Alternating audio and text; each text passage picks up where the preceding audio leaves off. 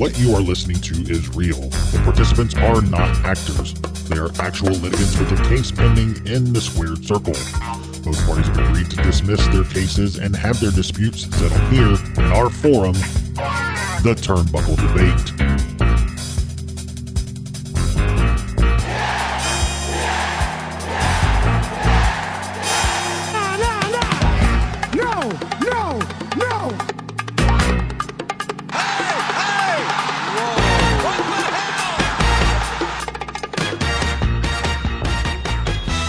Hey everyone, welcome back to the Turnbuckle Debate. My name is Sneed. I'm Chad. And I am the master debater, the one, the only, JBone Punk. And I am yours truly, the answer himself, Young Anthony. All Tavern in-house tonight. The RAWDOWN boys are here. Yeah. Yep. Yeah, I'm glad Anthony could, join us. You had that softball game the other night. How'd it go, pal?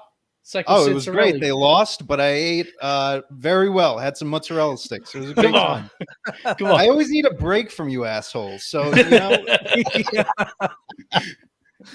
So, what do you guys got going on? You got the RAWDOWN. It's moving.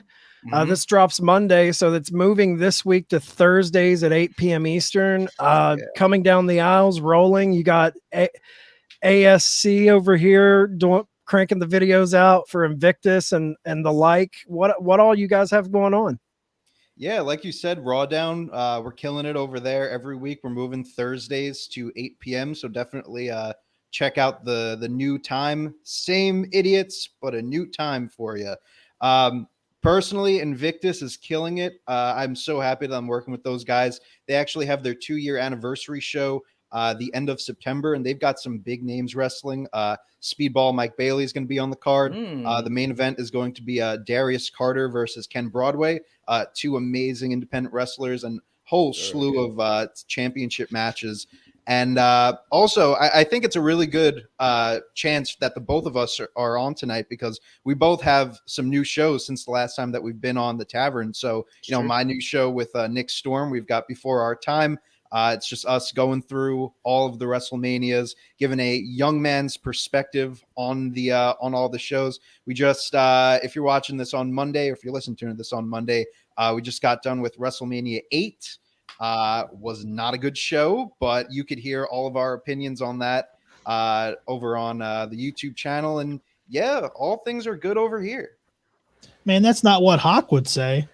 Oh yeah, well Hawk would say a lot of things that you don't have to take his opinion on. So Speaking of Hawk, I just gotta apologize to all the Tavernites out there.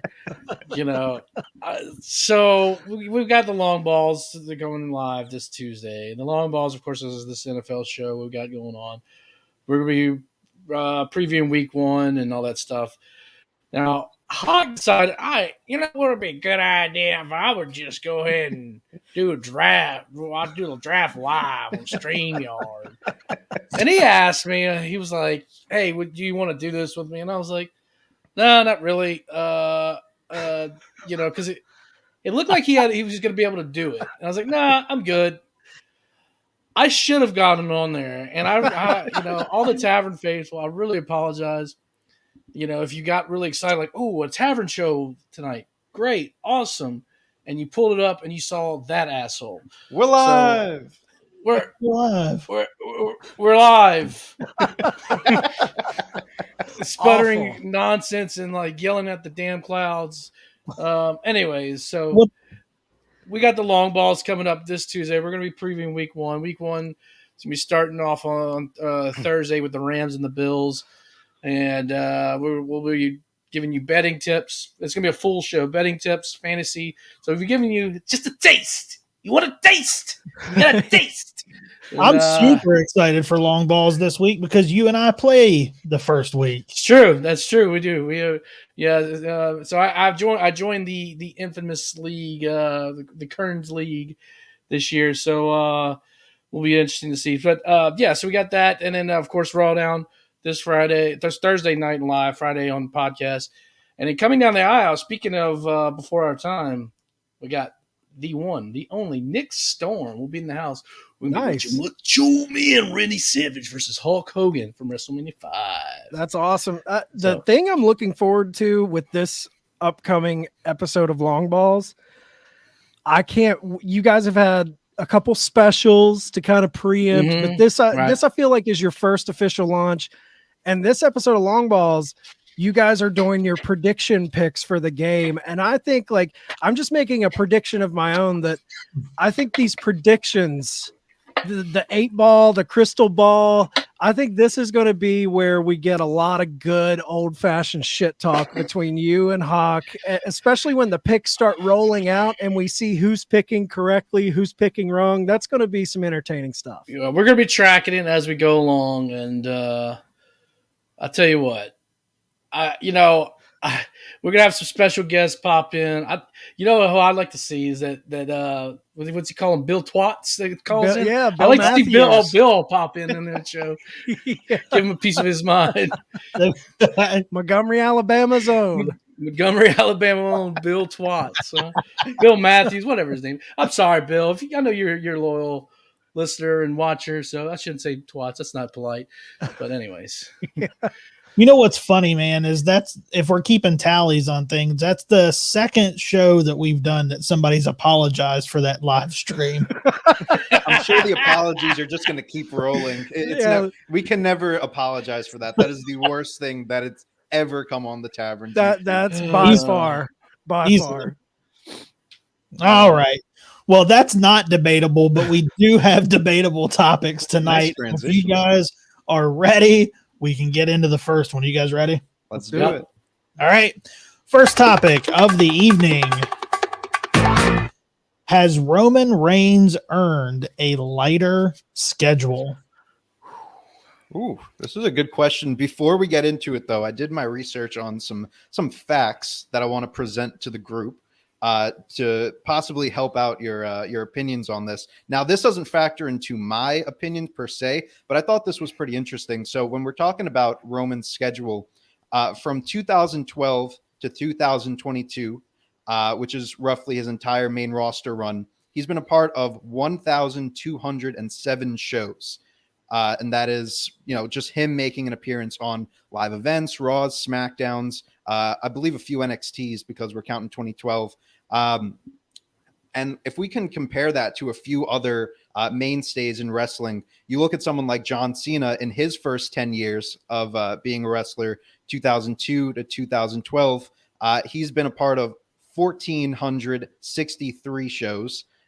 So we have that. And we also have Randy Orton in that same time period, 2002 to 2012, 1,348 shows. And just another name to throw out there, you also have The Rock. And his whole career, I took from 96 to 2003. He's been a part of 768 shows. And just one last detail, when we're talking about like when they entered the WWE, when they started their career, John Cena was 25, Randy Orton was 22, The Rock was 24, and Roman Reigns was 27. So I thought that was a little interesting fact to throw in there. Maybe it'll change up anyone's opinions, but yeah, we could start on this question because I'm excited to dive into this one. That's interesting information. I will say it does not change my answer. My answer is simply this, okay? What value does Roman Reigns bring to sitting at home? None.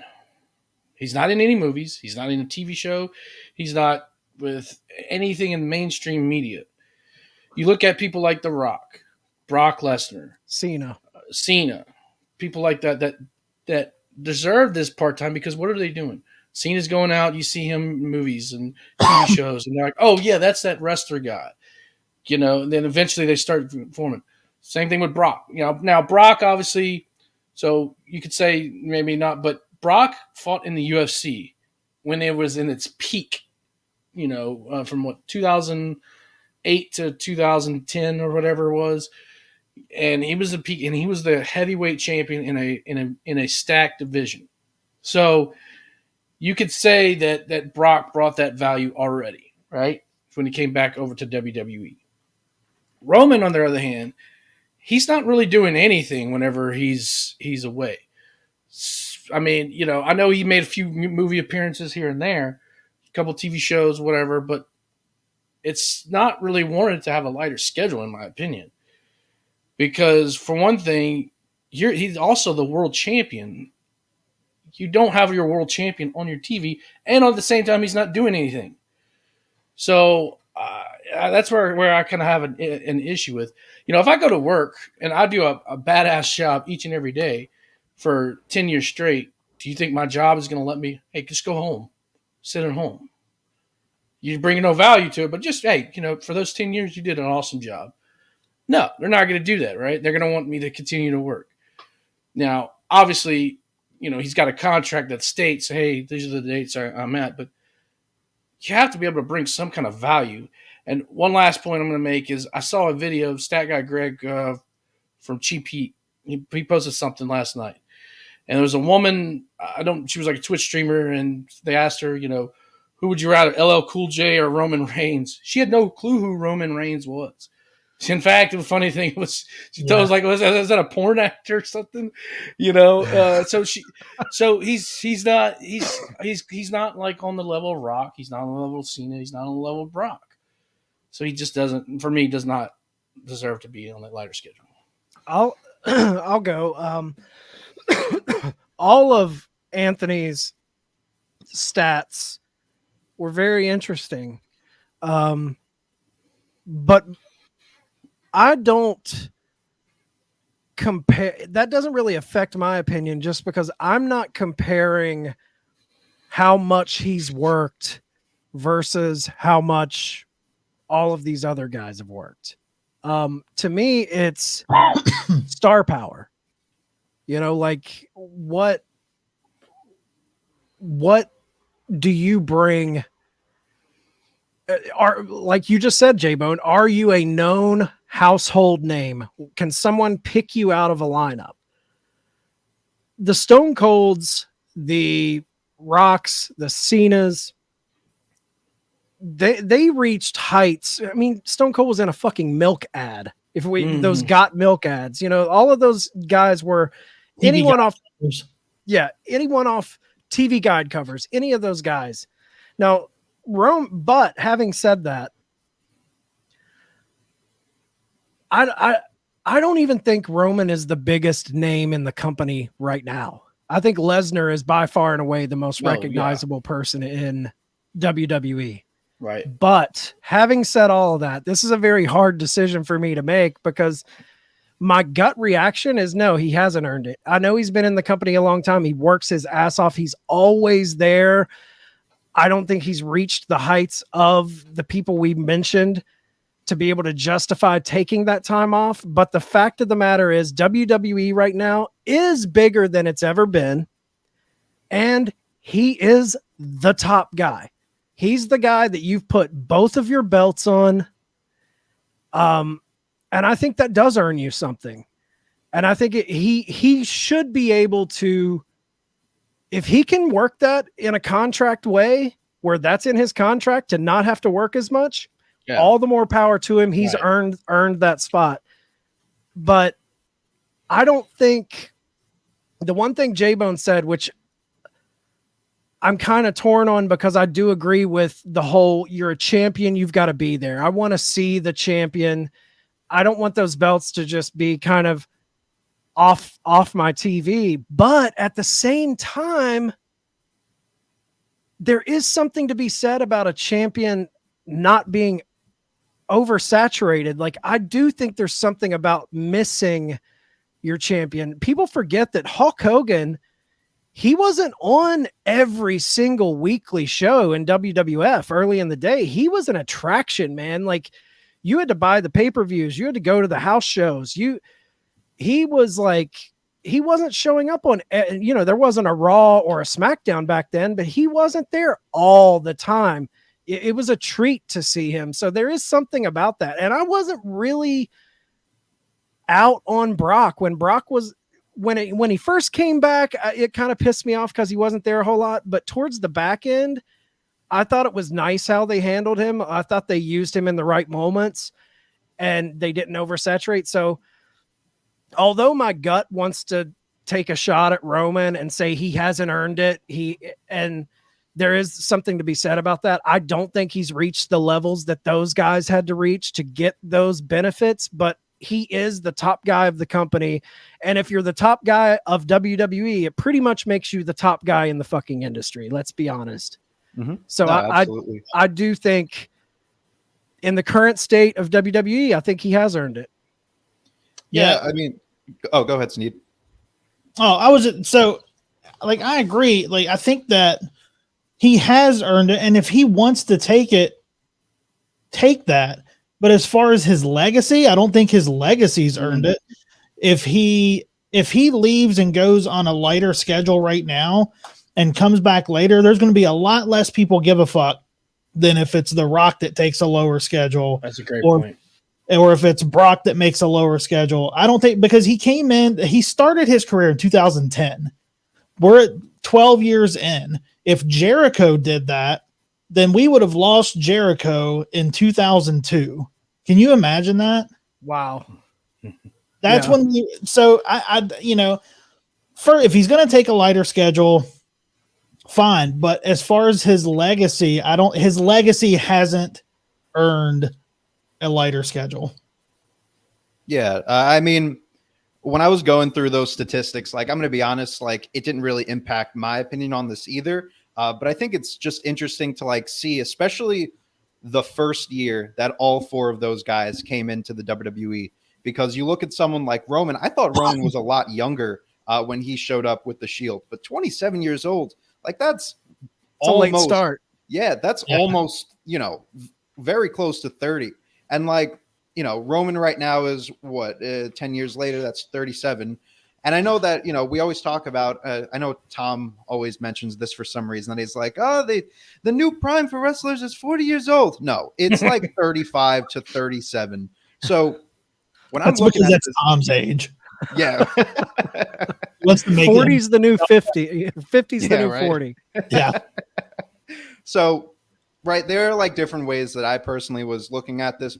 You guys mentioned the legacy already, and like, absolutely, there's no, he's not on that Cena, that Brock status. But I mean, I think that's just a testament to how wrestling is nowadays, that you can't have another one of those Cenas or Rocks in the first place. So we're kind of just limited to what Roman's star power is right now.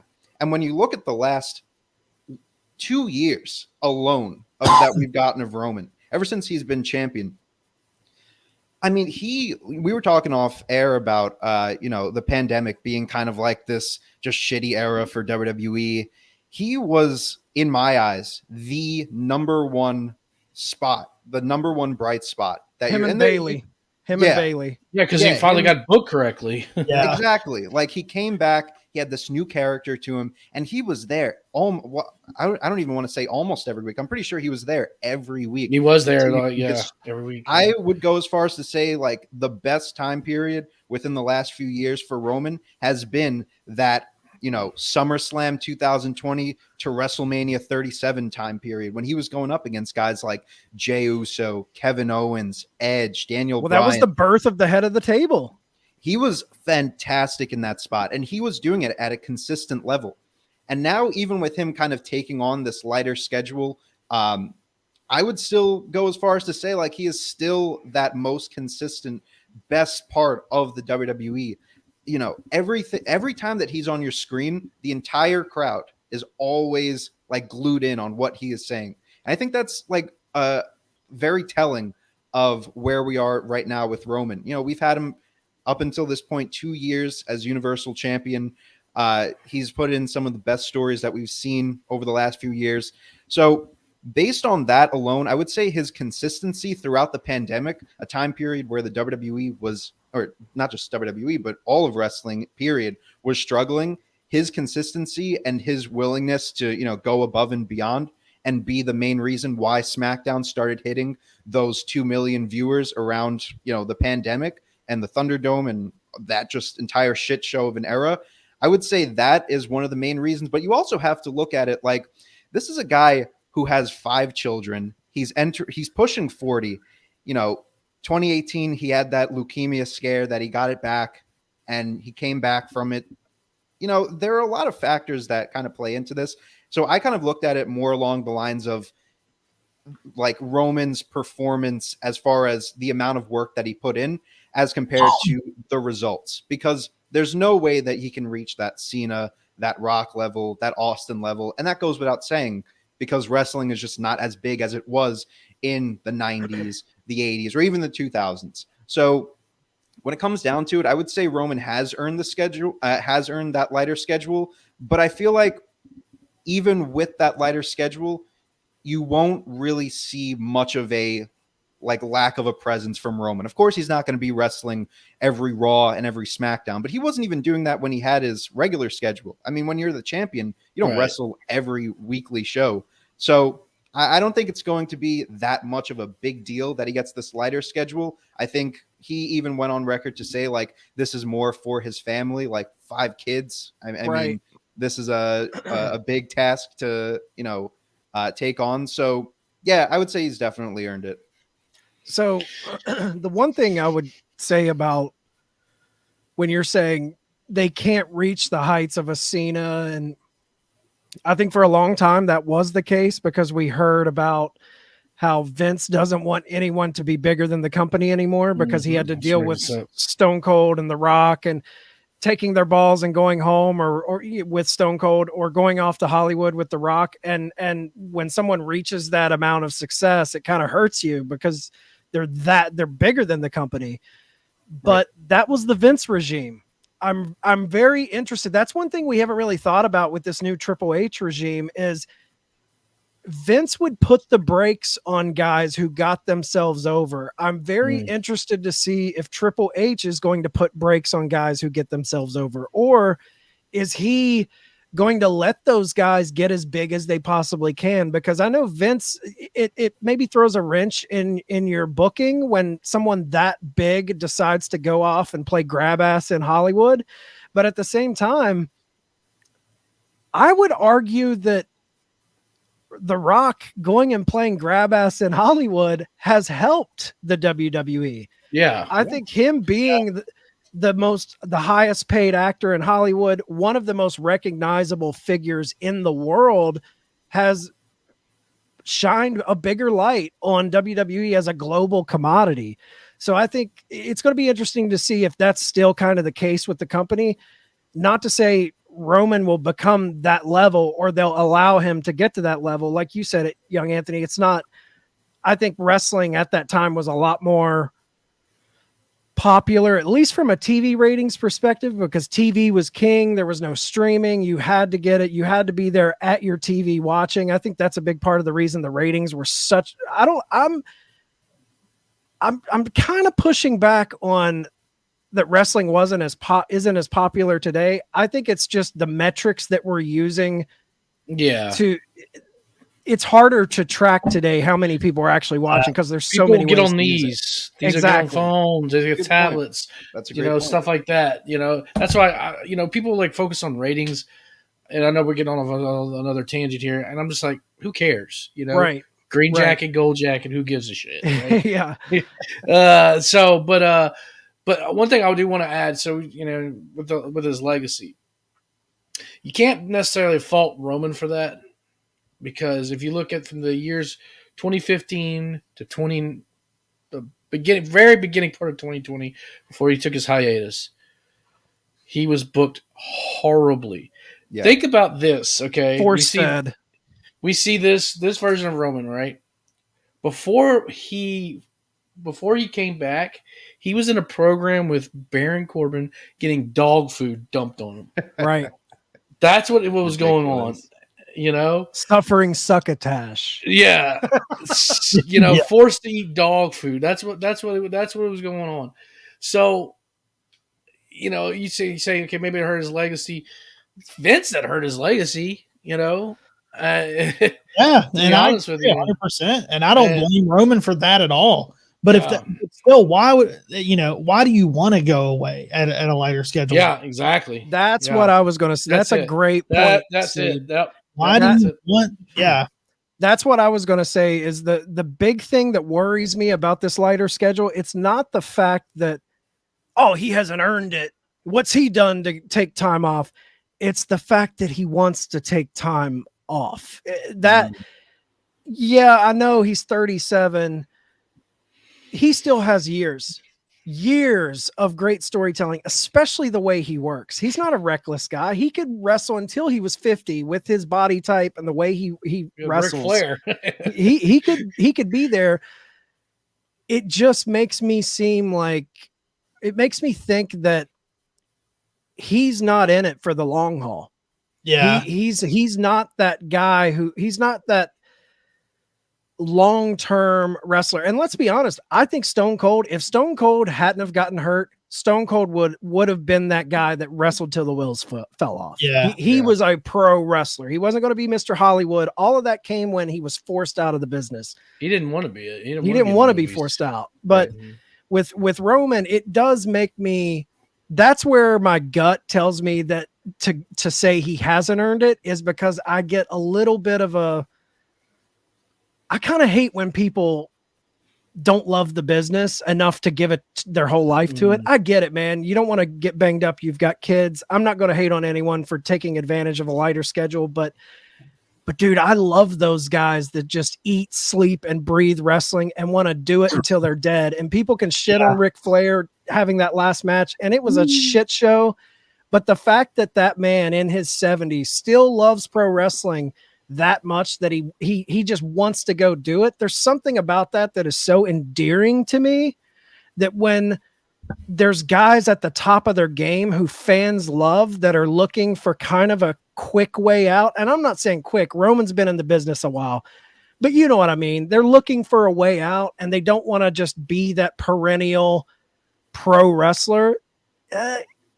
I get it, but at the same time, I respect the guys who give their life to the business a little more. Yeah. Well, I guess. Oh, go ahead, Anthony. I was just going to say, like, I know it's comparing like apples to oranges when we're talking about like Roman and The Rock. Right. But like, you're also talking about someone with The Rock that he went from, like I said, 97 to 2003. So when you're also mentioning The Rock, that he had a very, very short career, like shorter Stone Cold than Roman. too. Very Stone Cold as well. But when you're talking about someone like Stone Cold and The Rock, I feel like this kind of ties back to J-Bone's part, or his point rather, where you mentioned that like Vince was kind of holding him back from being, Vince was holding back Roman from, doing all the suffering succotash and Big Show and the giant beanstalk or whatever the shit he was doing. Awful, just so bad.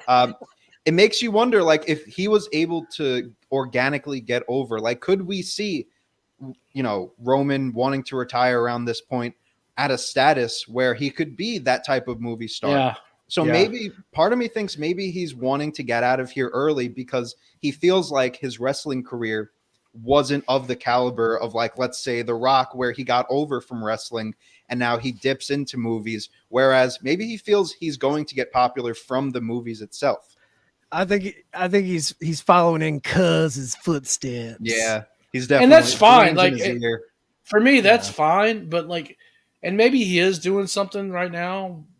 But if you got the time off, like okay, WWE's at the highest point right now. Like probably anything more than Vince could have really dreamed of when he did it.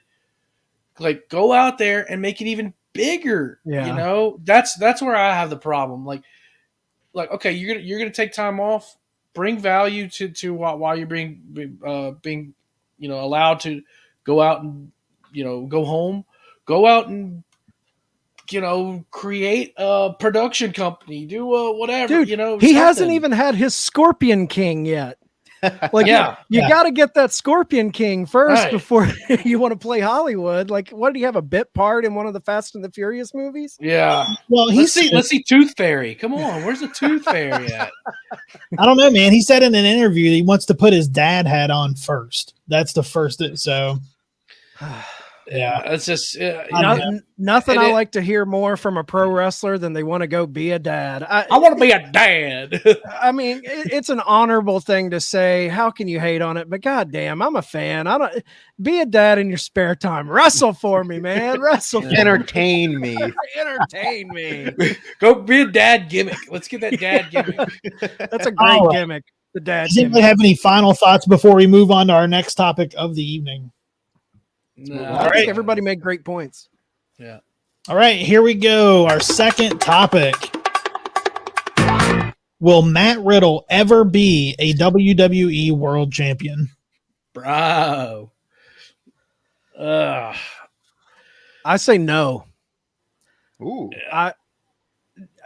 Now we're talking world champion. I think he could hold some. I think he could hold Intercontinental. I think he could be a tag champ. He already has been. I think he could be, whole. Here's the thing. Do I think he's the caliber to be a world champ? I think he's arguably one of the best in-ring guys WWE has. He makes good. his matches are so fucking believable to me, man. I buy him as a badass. I love his matches. I think he's a star in the making. I think he should be a world champion. If it was me, dude, he could be the guy to beat Roman. Like, if you really want to make a guy, he could be that guy, and I would buy it if he was pushed correctly. The only reason I say no, dude has a lot of baggage, man. Dude has a lot of fucking baggage. Like a couple years ago, when the speaking out movement kicked off, and all of the women were taking down people like who was it? Joey Ryan and the villain, Marty Scurll, all these guys.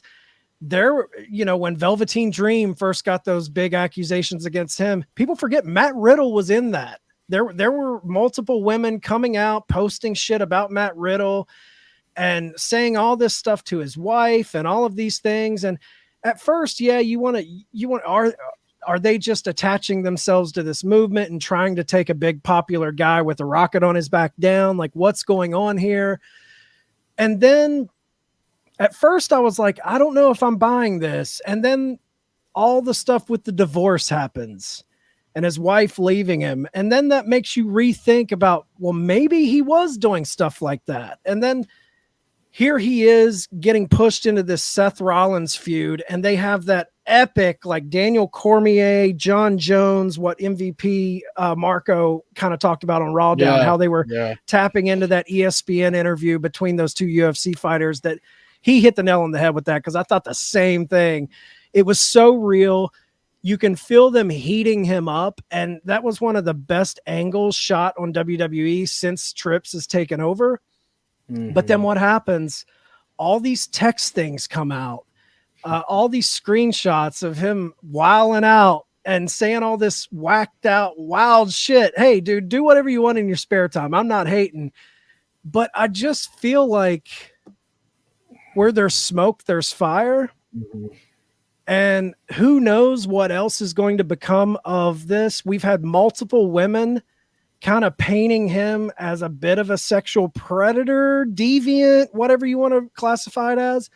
And I just wonder if a company with so many family-friendly sponsors are going to roll the dice and make this guy the man, the face of your company. It's one thing to have him in great angles, but it's a whole entirely different thing to put the world strap on him and say, this is the guy who represents our company.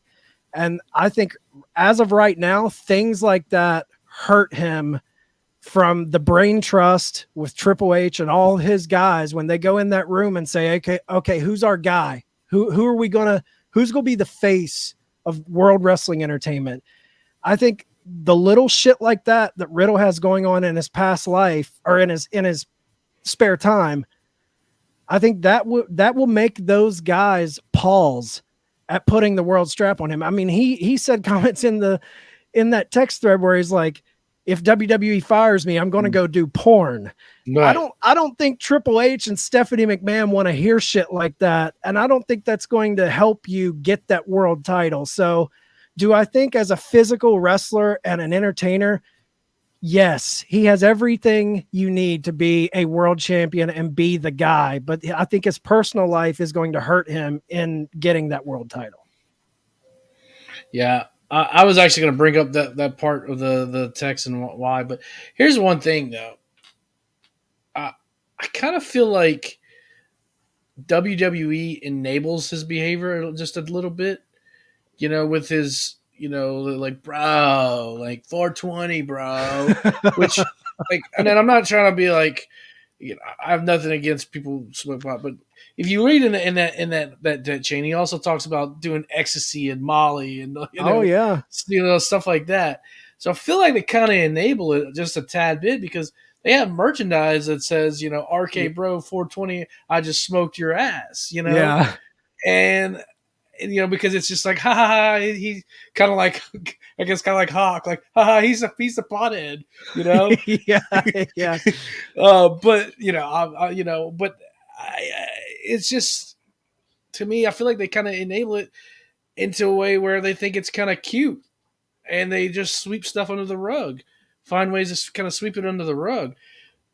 Nothing has been said about, like, come out and said anything about his past, like, coming from back in 2019.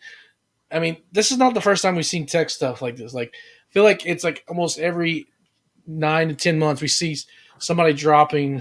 But if he's the guy, whereas, do you think more of that stuff would come out? And then he's like a target. Then he's, I feel like he's even more of a target. Yeah, I mean, possibly, but I mean, yeah, I mean, I don't know. As far as him becoming world champion, I mean, to me, it seems like he's his own worst enemy. So I do think he has the capability.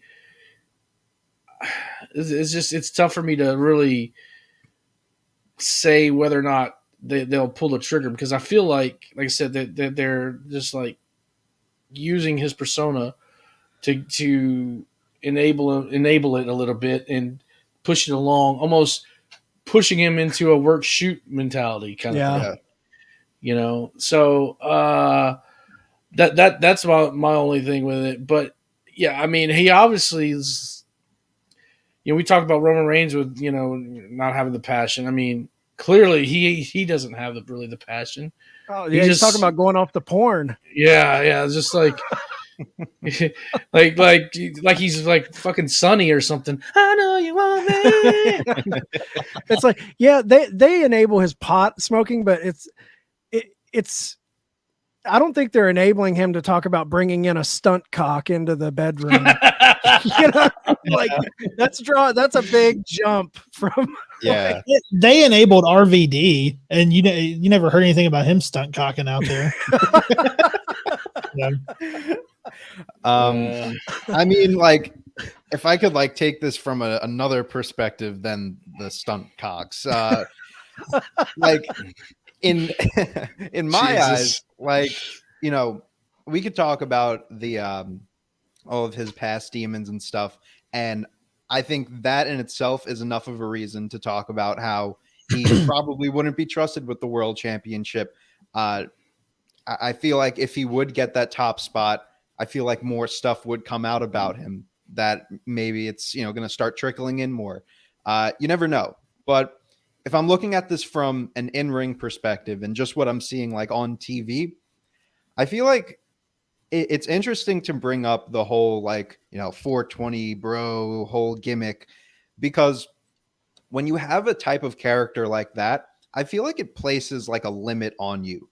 Like seeing someone like this, like goofy, coming out in with a scooter and with the when he does the flip flop stuff, like I feel like that limits you to that, like, fun baby face, like mid card spot. Like you're never gonna reach spot. Yeah, like the over the top gimmick guy that'll never get like that top billing main event spot. But now you're starting to see, like, just these past few weeks alone, and I know we keep bringing up the new Triple H regime, if you will, but like this is affecting like a lot of wrestlers in the most positive way possible. You look at someone like Kevin Owens that he went from this comedy character, going up against Ezekiel, and now he is this prize fighter, serious Kevin Owens that we saw NXT 2014 to 2015. Yeah, in my eyes, the best run that he had in WWE. And now we look at it for someone like Riddle, that, just the beginning of this year, under Vince McMahon's control, he comes out with RK Bro, and it's the RK Bro 420 like we're talking about, and just silly over the top. And just the past 4 weeks that we've had with Triple H, he's throwing F-bombs on TV, fighting in the arena. We're not seeing like this silly Riddle all the time. He's got an edge. I love it. He finally has an edge to him. And this is something that we've talked about a lot. Like even when it was me and Tom doing the SmackDown reviews, that it was always like Riddle's great, but we need to see like that serious side of him. Me and Tom will talk about that too. Yeah. Yeah, and once you see that side, then you're really going to understand what Riddle's all about. Because you would see that a lot in NXT. Like, they really didn't tap into a lot of the goofy stuff when he was, with the, just down fighting like Timothy Thatcher in the fight pit and doing all that stuff. Like, he was treated pretty seriously. So I would say I could see him as a world champion taking out all of the controversial stuff that we've been mentioning, simply because I feel like someone like Riddle works in the way that you have this character that appeals to a younger demographic, right? Like not even just, PG, but like someone like myself that, I can kind of relate to Riddle's character, if you will. But now we're starting to see he can flip the switch and be a killer. And I feel like that's the perfect type of top guy that you want. Someone that can relate to that PG, right? Obviously, WWE is still for the time being a PG company. They're teetering though, man. They're teetering. But until I see that TV 14, to me, they're still, going for the advertisers. When you're bleeping out F-bombs, that's they're definitely like on the line. They're definitely that close to crossing that line. But even then, you still want someone that you can keep that younger demographic around. You don't want parents seeing that TV 14 and immediately saying, well, let's turn off this. We don't want to see these F-bombs. Like you could see it every once in a while, but I feel like what's so great about Riddle is that you get the best of both worlds with him. You get that funny type of character. And then when shit hits the fan, then he can start going crazy and, cursing Seth Rollins out and doing all that great stuff. So with that in mind, and obviously his great in-ring work, he's a really good promo when you give him the mic. I could see him as a potential world champion candidate. And if you build him up properly, he could be that guy to take the title off of Roman. Yeah, I can see that too. And I agree with, like, if they keep an edge on him, I can see it. If he keeps with the silly that does put a limit on it. And I don't see him being a champion then. Even with him being serious, I don't know if it would be a long-term plan. That I think if they do put it on him, I think it'll be with no long-term plans, maybe transitional, just to see how it's going to be. I don't think they would put it on him with long-term plans to keep him champion. But I can definitely see it if they keep that edge on him. I think it'd be fun. Now, the outside stuff that we were talking about, that may play a big factor because, I mean, honestly, who wants that shit popping up on your champion? So if it's going to bring more people out of the woodwork, if he becomes champion, they're definitely not going to do it. Look, dude, if we're talking just his potential as a wrestler, if we're throwing all of the outside shit away, he's a world champion all day long, even if he's not the guy to take it from Roman. I mean, if you're just looking at him, no controversy, man, you got him, you got Braun Breaker, you got Montez Ford as a singles guy in the future at some point. You've got Roman, you've got I would have put the belt on Riddle yesterday if that was the case. Dude, you've got a killer top young. I mean, he's not really young. He's 37 too, I believe. Yeah, he's up there. He's up there. Yeah, I mean, if we're throwing the controversy out the window, I'm with you guys. Like, throw the belt on him. He's there's no real bad qualities. I can't throw the controversy away because I think that is a major, when you get to a company of this level, you have to take those things into consideration. And I think it does make them pause. Yeah. The only thing that makes me think that now that they would look the other way, if it's just his sex life coming out and there's no like deviancy or anything going on that's wrong, I think they will kind of look the other way, because I mean, look how they handled the Paige sex tape. I was like, big ups on WWE for not fucking getting rid of her, because it wasn't her fault. What she does in her private time, do you? And then that shit spilled out and they didn't hold her accountable. I thought that was a big move by WWE. So if it's, and remember, Seth Rollins' dick pic came out on the internet and they looked the other way with that. So if it's just that type of shit, I don't think he has much to worry about. But if it's like, if there's like sexual abuse allegations that are trickling in through this, I think he's fucked. But my biggest thing is the line that he said recently, I guess, and that's why I'm kind of leaning towards no. Is the line is like, well, if WWE fires me, I'm going to go to porn. Yep. Yeah, so like what's out there? Yeah, it's like what is out there. But not only that, it's like, well, you obviously have no passion either. You've got to eat, breathe, live wrestling to be the world champion. And a line like that makes me think that he knows there could be something out there that would get him fired if it sees the light of day. That's a scary line. That's a scary line to say. It is. Yeah. If they see the murder picture, you think they'll? Yeah, because I've been saying that Riddle should be the guy to take it off of Roman. I've been saying that on RAWDOWN for the last several months. Let's build up Riddle, get him to that point. And if they've been doing it, but now with this, like I said, I don't care what he does. If you whatever you like, whatever flavor you like, go for it. Whatever. Yeah. Do you? I don't care. It's more about that line. I was like, that really hit me like really hard. So the best thing that ever happened to Riddle, in my opinion, was being teamed up with Randy Orton, because I can see so much influence in his game and the way he takes his game. I think working hand in hand with Orton elevated his game to a level where I'm like, this guy, he has just raw ability, but now you put him with a guy who's a career, second, third generation wrestler. I think he's picked up a lot from that.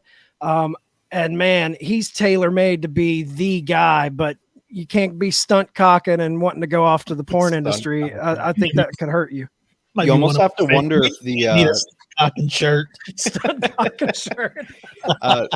Last point I'll make about it is, everyone's talking about like the name shortenings, right? Like Riddle just got his name back, Matt Riddle, Austin Theory. I don't know. It makes me wonder, like, did they do the name Riddle to kind of stray him away from those Google searches? Yeah, from those Google searches. Like good point. Happened with Theory, and he was kind of tied up into that speaking out whole thing. So, oh really? I didn't know that.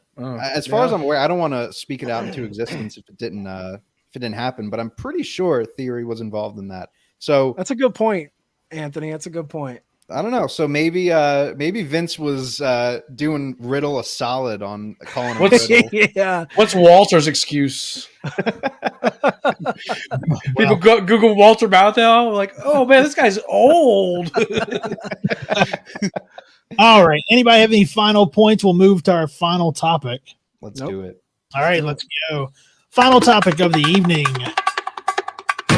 is a storyline surrounding MOX, Punk, and MJF, enough to get AEW back on track.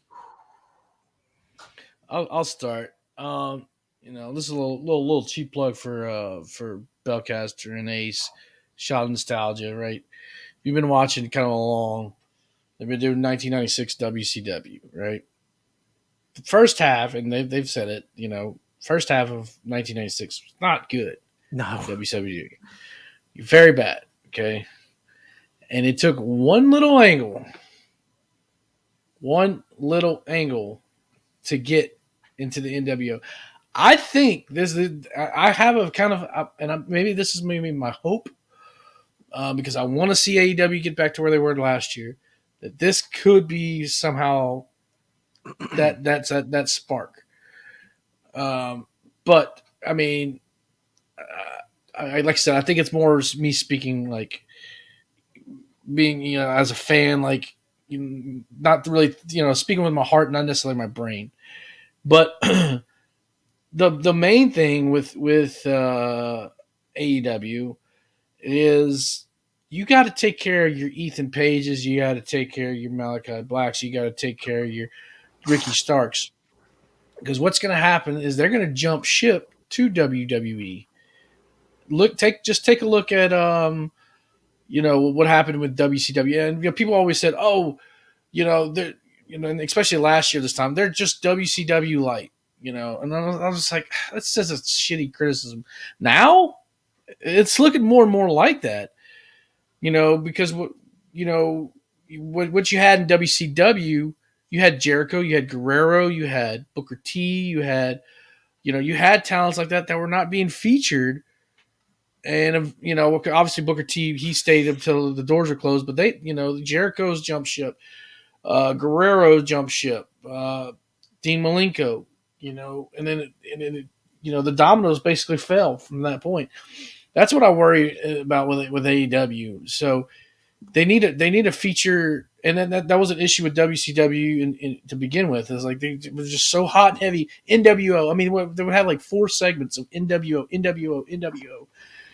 that they were not worried about what was going on, and kind of was like what happened the other night on Dynamite. We had 3 segments pretty much of Mox and Punk, right? And we're only talking about 2 hours here. So I think they're teetering now into that WCW booking a little bit, where they need to be careful. But it could be enough to get them, if it's booked correctly. If it is a NWO like angle, it could be potentially something that would help.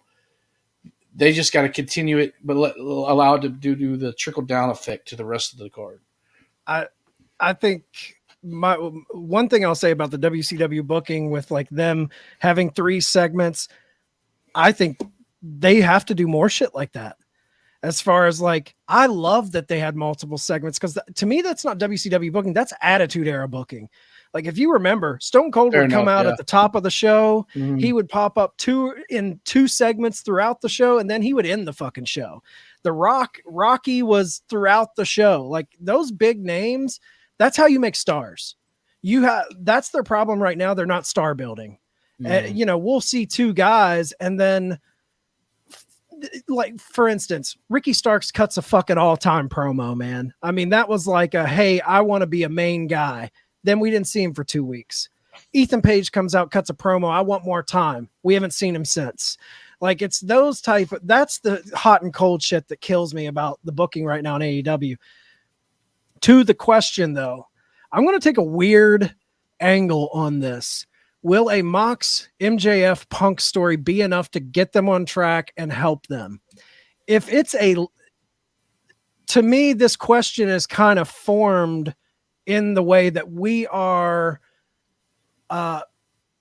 expecting this story to be good. Like, let's say this is going to be a big story, a big fun story to invest in week to week. And if you look at MJF, he's had the best stories on Dynamite. I mean, throughout the course of this show's existence, he's the must-see, man. He's gone. He is. So I think if he is involved in a story, it's probably going to be pretty good. Do I think a story with those 3, let's just say Punk and MJF, the rumors are they could align as heels, and that's going to be the story moving forward. Could it get them back on track?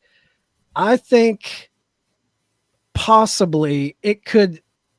One really entertaining story on AEW, one truly must-see story, is enough to get people to tune in and praise them with superlatives.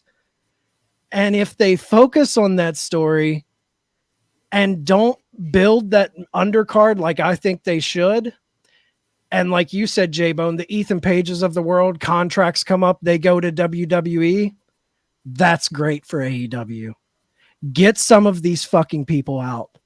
I hope this story is great and they put a lot of time into it. It takes a lot of screen time, and I hope it makes some of these undercard guys disgruntled, and I hope they flee to the Impacts and WWEs, and it thins out this roster. And then Tony Khan sees this mass exodus going on and looks around and like, damn, I've got to give these guys something important to do as well as this top story. So if a great top story that I tune into Dynamite sends their mid card running for the hills and they lose a few key people, I think that's just the spark for Tony Khan to get out of his denial zone and be like, man, maybe I need to do some other things. So I think long term, them losing people is good for them. I think he needs to see that, man, people aren't as happy here as I think they are. And I think focusing on a big entertaining story, which I think Punk, MJF, and Mox, that's a recipe for a great story, as long as it's told correctly and everything. But I think putting the focus on that and causing guys to leave in the short term, it's going to set the internet world on fire. It's going to have people saying AEW is losing people. No one wants to be there. But Tony Khan has been in the honeymoon phase. He's been on top of the mountain. Everyone's been praising him. This is the sign. This is the test. This is let's see if you're as good as you say you are. It's easy to be great when you're on top and everyone's praising you and you're getting the Wrestling Observer Booker of the Year award. But when you're at the bottom and everyone's shitting on your decisions, that's when we see if you really are as good as you think you are. And I think this is the test.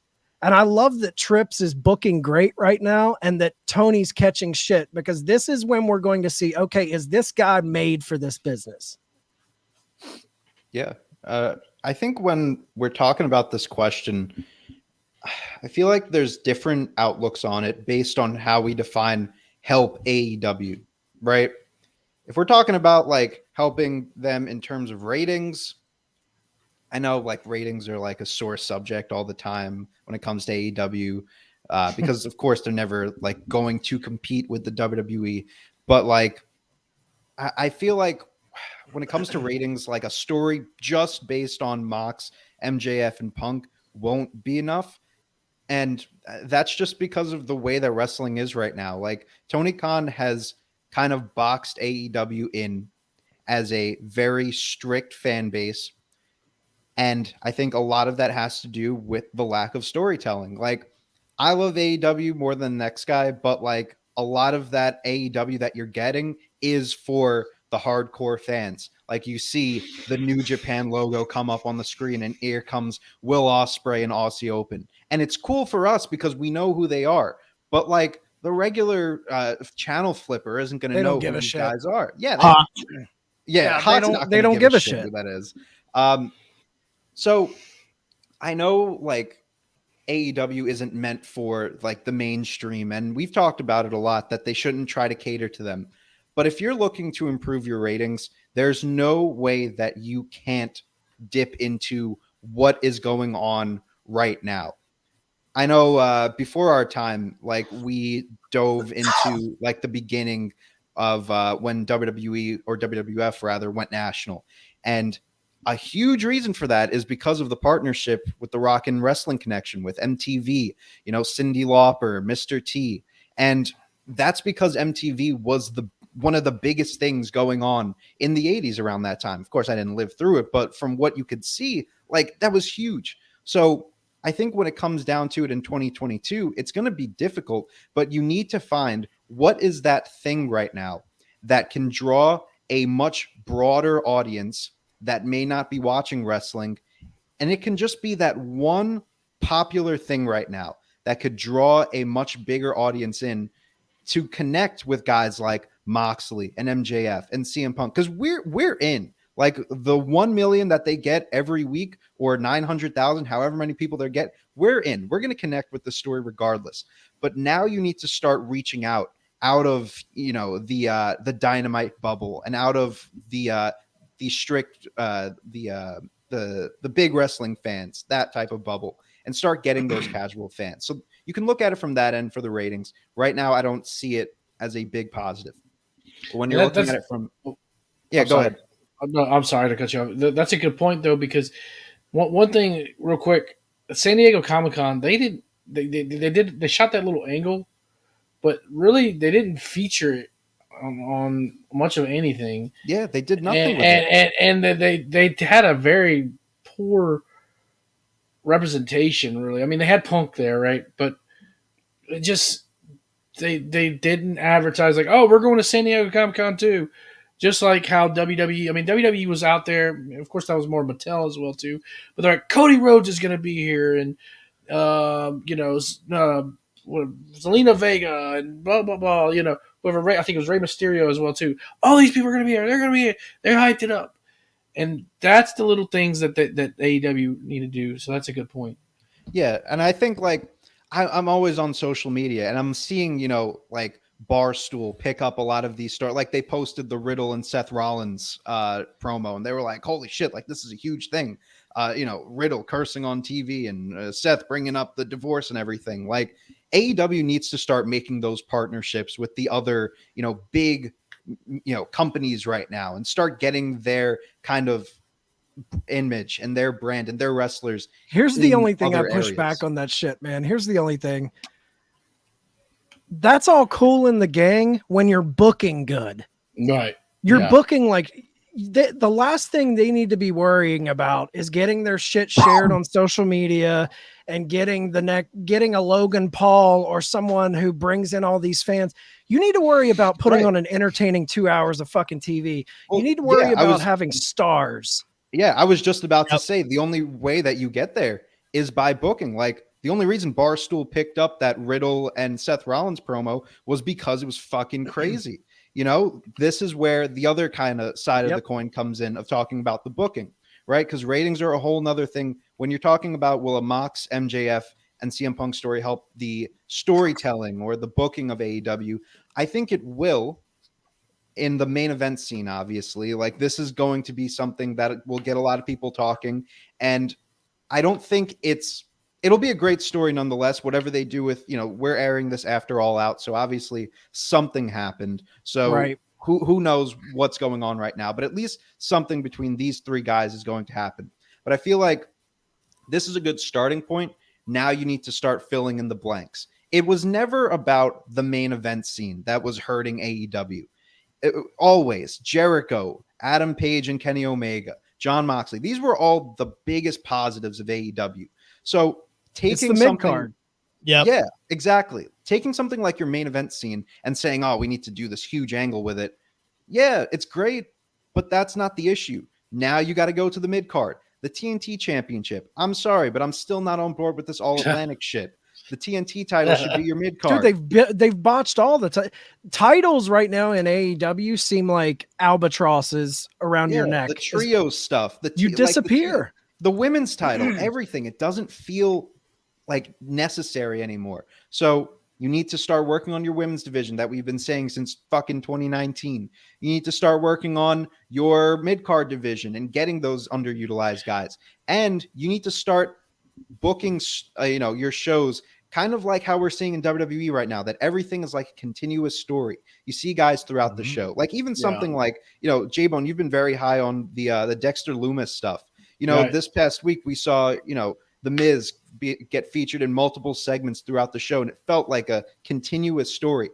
Everything in AEW feels like its own bubble. Like, oh, cool, we get a match with Takeshita and Cesaro, but then we go into a Colton Gunn and Billy Gunn segment, and then we go into something with CM Punk, and here's the women. Like, it all feels like they're on their own island. Dude, Everything it's as simple as this. Together. It's very simple, and it sounds like everyone says it all the time, so it kind of just washes over you because you hear it all the time, especially from us. But it's as simple as stop worrying about putting on 5-star fucking matches and tell stories top to bottom. Yep. Tell stories. from your low card to your mid card. You know how the women's division, no one gives a shit. There's no fucking stories. I couldn't even tell you the last great story for the women's, and that's even counting like Thunder Rosa and Britt Baker, because that was a very basic story. It was just the top of the ramp promos but dude, shit. that was the only thing they've done story wise where people were truly locked in. That lights out match, that was when people were like, damn, they're elevated, and then it just went back to the same old tired shit. No, the match, absolutely, the lights out shit, but like there was no real story to it. Let's be honest. Like, you can't have a lights out match every single week to get people talking. That's the issue with AEW, is those matches are carrying them. Now you need to start putting some story. I will happily give up your 30-minute death triangle trios matches to end your shows for a little bit more story and some shorter matches. Give me a Wardlow squash match. Give me something to get invested in for Ricky Starks. Until we start seeing those individual changes being made, Mox, MJF, Punk is going to be great regardless. But they need to be able to push it out to a wider audience.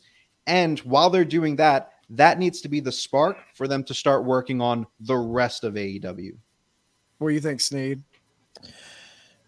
Is Mox, MJF, Punk enough to help AEW? That's the question. No, that's not enough. Will it get people to watch? Yeah, it'll get people to watch. But Punk, Mox, and MJF aren't the fucking problem. Mm-hmm. They're not the problem. It's storytelling top to bottom. It's having people on every week. We've talked about it before this episode, but it's having people on every week. It's me wanting to turn back in to see what Ricky Starks is going to do. It's me turning back in to see what Stokely Hathaway is going to do with his new team. Like, you can't do this with Stokely Hathaway and then have him away for 3 weeks and not fucking talk about it. Yep. Like, you have to do that. And I'll disagree with the All Atlantic title, because that's the title that I care most about right now. That's true. I care most about that title because the story that's going along with it, with Pac and Kip Sabian, is a good story. It's a story. But what frustrates me is they got it on the fucking preview, pre-show. You have to have it on the preview. You have to have something like that on the preview. That's like that UFC thing. You put a banger on there to get people to buy in. I don't need all the title matches on a pay-per-view. I don't have a problem with it being on the preview. We are buying the pay-per-view. Right. We're buying it. But if you put that match on the pre-card and some guy that says, hey, my buddy's watching this, let's watch and see what this match is. They see this match between Pac and Kip Sabian, which is going to be a good match. Yeah, they're both solid, high intensity. And you put a title match. If they say, good Lord, there's a title match on the opening show that's this good, what's the rest of this going to be like? Yeah, because the people you're trying to grab on a buy-in, they don't know about the bullshit of the All Atlantic title. They just see a world title and like, oh, what's this? We're the ones that are bitching about the legitimacy of this title. They're not trying to buy us in. We're buying the pay-per-view. You know what I mean? Like, you ain't hooking me, you hooked me. I'm in. I don't need to see that on the main card. You're wanting a title on there to make the main card feel important. Right. Okay, that's a good point. Yeah, you won me over on that. But I love that. Here's my thing with that. It's like, yeah, the All Atlantic, could they have done more? Sure, but every story doesn't have to be the fucking greatest story. It just has to be a story, man. Something. And Make me care about it. Yeah, the fact that Kip was showing up in Britain and they're showing us clips of him standing there facing off with Pac, and they have that little angle they shoot where he takes the box off and it's a random guy and then he's attacked from behind. I want more stuff like that. Mm-hmm. You don't give me stuff like that to build towards a match. Even like how, just real quick, going back to the Riddle and Seth thing, how when they shot that, the way they shot that parking lot fight, like do stuff like creative, it's like a bird's eye. Or like from a drone or something. Yeah. It was like, oh, I'm not supposed to see this. Right. Exactly. You know. And here's the thing that really bothers me too, man. It isn't like, I feel like there's a lot of unnecessary criticism of AEW. Like this has been going on too long. No. In the pandemic, man, they were getting so fucking creative. They were shooting stuff with Chris Jericho at his house with the Release the Hounds, where he's sitting in the hot tub. They were doing more fun sports entertainment packages, shooting angles. The match at Matt Hardy's compound. Yeah, dude. Were doing. Yeah. All of that stuff was fun, sports entertainment type of stuff. And now Tony has got these Danielsons, these Claudios, these Adam Coles. He gets all of these guys in, and he feels the need. I got to make dream matches. Fuck dream matches, dude. Tell me a story to get to a dream match. Yeah. And it's great that you're bringing in all these guys to add legitimacy to your roster, like Bryan Danielson, CM Punk, Adam Cole. These are some of the best wrestlers that we have in the world right now. But it's great for us. Like, why don't you start making your own stars out of your guys that you've had all the way from the start, like your Orange Cassidys and just everyone that you have from the beginning? You know, I know that when we were talking about, I feel like we mentioned this a while ago of just like even last year, how the roster was starting to get big. And there would be a few times that like the words brand split would, start being thrown around. And it was always like, oh, you don't want to do a brand split. And a lot of people said like the beauty of AEW was that you kind of get these guys rotating in and out of, you see Miro, but then you don't see Miro, and it keeps it fresh. We're a year past that. That's not the case anymore. No. It's the fact that you see Miro and then you don't see Miro. You need to be seeing guys like Malachi Black and Darby Allin and Miro on your screens every week, because that's how it builds stars, getting them in your minds. That's a very good point. Multiple times throughout the month. And they should be on not just Dynamite and not just Rampage, but even start putting some stuff on your YouTube shows. You're on social media. You could do so much to get those guys over. And because you're focused on your dream matches and your all these 30-minute classics, fucking no one's going to get over. Give me a character like Orange Cassidy. Give me a good story like we've got multiple throughout the pandemic and even last year. And that's all it takes. But the fact that they're so stop and start about things, it's not long-term booking anymore. It's just not committing. 100%. And it can be as simple as the cell phone videos of Darby and Brody King from an autograph signing. That was awesome. It was awesome. It felt real. It felt legit. That's an angle shoot. Dude, for me, you can look at one thing and it tells you everything you need to know about what AEW is fucking up with right now. Look at Malachi Black. That guy is a bona fide character, bona fide star. People want to love him and get invested in him. And we're getting a 45-second vignette with him maybe once every couple weeks. Wyatt family. Dude, he is your Undertaker. For all intents and purposes, that guy could be your every week big segment. Put him in a feud. Put him in a week-to-week. We see House of Black showing up wrecking shit every week, and they have yet to do anything with them outside of like a minute vignette every couple weeks. Yep. Yeah, all right. Does anybody have any final thoughts before we wrap up? I'm sure you'll hear more of our thoughts as AEW keeps rolling. So stick with the Tavern. But I think this was a really good discussion. Yeah. My final thought is I do have hope. I think Tony is going to be forced. I think Papa H is going to just start laying the heat on him. And I think love that dude name. he's going to be forced to course correct. And what's better, man? It's sad because as soon as WWE really heated up, AEW started cooling off. Yeah. And it's like, I just want to live in a wrestling world where both of these companies are firing bangers, like just every week. And I think there's a day coming where that'll happen. Why couldn't Vince bang that paralegal 2 years ago? I know, dude. I know. Do we have a round robin to close us out? My round robin, it's kind of we were going to do one if Nick was on about Mania, but I'm making a change last second. I know by the time you listen to this on Monday, we will already know So maybe this will be a fun thing to look back on and see if we were right. Does MJF show up at all? Yeah. Yes. I think he has to. Yeah. Yes. Yes. Okay. If he does, so we're all saying yes. If he shows up, is it in the Punk Mox match? He's got to. You can't put him in the ladder match. Please You don't put him in the cannot ladder do it. match. Now, Please. I'm still saying that's Adam Cole in the ladder match. It has to be. Yeah. Yeah. Okay. Yeah, I think so too. I'm with you guys. I think MJF shows up and it's in the main event. All right. So before we go, let everybody know where they can find all the shows that you guys have going on. Well, of course, Tavern. Oh, sorry. The Tavern. Just stick to the Tavern and coming down the aisle.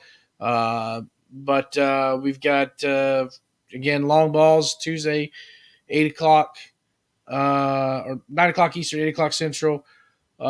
Same time on Thursday for RAWDOWN, and then coming down the aisles on Fridays. Yeah, and you can catch me also on the RAWDOWN. Again, we're moving to Thursdays at 8 p.m., so make sure you check us out at our new times. You can follow me on Independent Epicenter. I'm on at Indie Epicenter on Instagram and Twitter.